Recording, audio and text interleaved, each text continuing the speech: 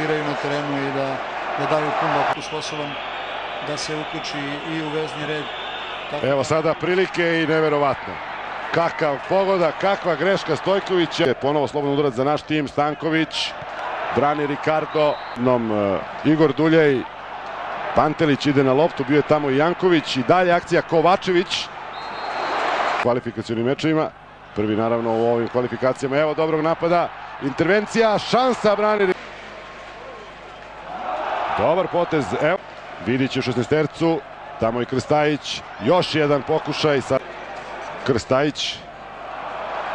Sada je Marko Pantelić izbacio loptu. Stojković brani. Stanković pored lopte. Dobar centar šut i umalo da... Stanković, dobar centar šut. Evo prilike 1-1! To je pravo vreme. Pravo vreme, bravo za gospodina Vermezovića. A Boško Janković, koga smo hvalili, je strelac tog pogotka. To je još jedan dokaz. Momak je ušao stvarno izvanredno u igru, raspoložen i mislim da je zaslužio. Izvanrednu sezonu koju inače ima sada, postiže svoj prvi gol za A reprezentaciju Srbije, ali fantastičan.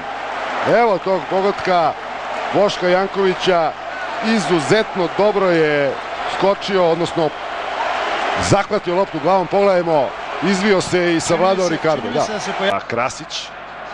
Krasić i Miguel, prolazi Miloš Krasić, samo je Pantelić, međutim u sredini dalje Krasić, Pantelić, šteta. Opasno je sve ovo, evo prilike, brani Stojković. Mutinjo, još jedan udarac.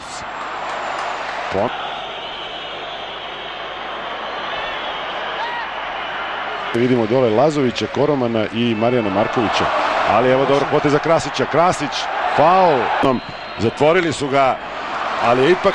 I dalje Boško Janković leži, međutim naši ne izbacuju loptu. Neugodan. Brani Stojković. Ima još 8 utakmica do kraja. Niko nije puno pobegao.